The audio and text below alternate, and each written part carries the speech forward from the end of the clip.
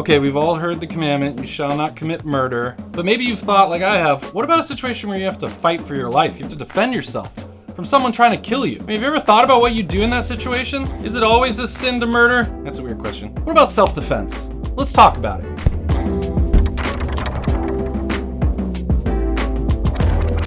So, what is Jesus calling us to? He says this in Matthew chapter 5. You have heard that it was said to your ancestors, you shall not kill, and whoever kills will be liable to judgment.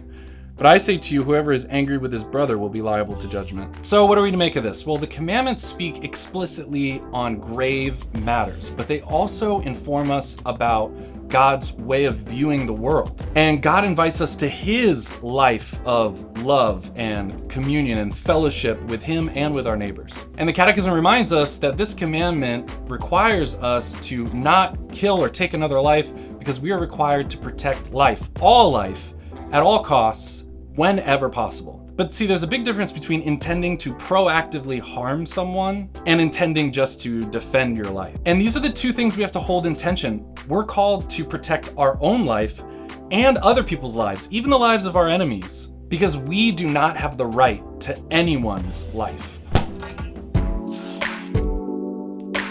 This doesn't mean we need to just take it when people are hurting us. We don't need to just lie down and allow someone to harm us or kill us. But it does mean that we should avoid at all costs taking someone's life. It's a last resort. And not just killing someone, just harming someone in general. Intentionally harming someone just because they have harmed us or they will harm us, that isn't self-defense. See, that's just retaliation based in anger. And it doesn't respect God's gift of life and the dignity of the human person. I mean, police officers talk about de-escalating a situation, and you have to ask yourself, is this action necessary? Is there any other option? And will this action escalate the situation or de-escalate it? And for sure, we should avoid at all costs harming or even killing someone we deem as evil or beyond forgiveness or redemption, because that's putting ourselves in the place of God.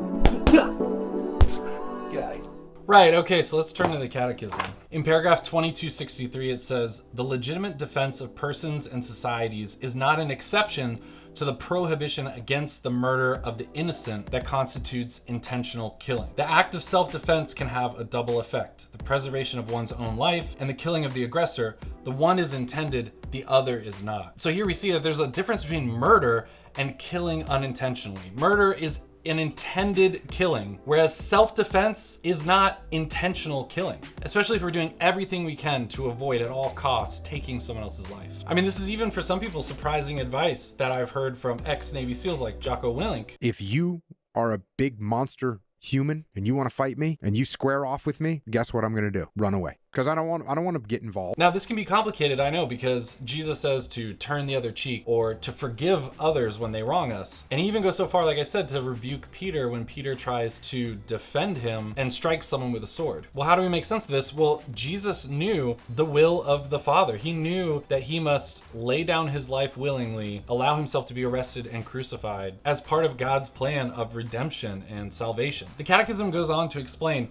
love towards oneself remains a fundamental principle of morality. Therefore, it is legitimate to insist on respect for one's own right to life. Someone who defends his life is not guilty of murder, even if he is forced to deal his aggressor a lethal blow. And see, this requires discernment. I mean, we have to hold these things in tension: love for our neighbors, love for our own life, and respecting and defending both as much as possible. There are times where God is calling us to lay down our life as martyrs, but there are also times where God is calling us to defend our life. You see, the life of love that Jesus calls us to is not blind pacifism, but is a call to defend and respect all life. We're called even to try to defend and respect the life of our enemies. And that is very different than intentionally deciding to harm or even murder someone out of anger or for any other reason. We should never retaliate, physically or otherwise. We don't have to put up with it. We can defend ourselves by getting away, removing ourselves from the situation, asking someone for help, or even telling this person to stop, but it would be wrong to retaliate with an eye for eye mentality. Because all human life is sacred and should be protected out of reverence for God who made us in his image.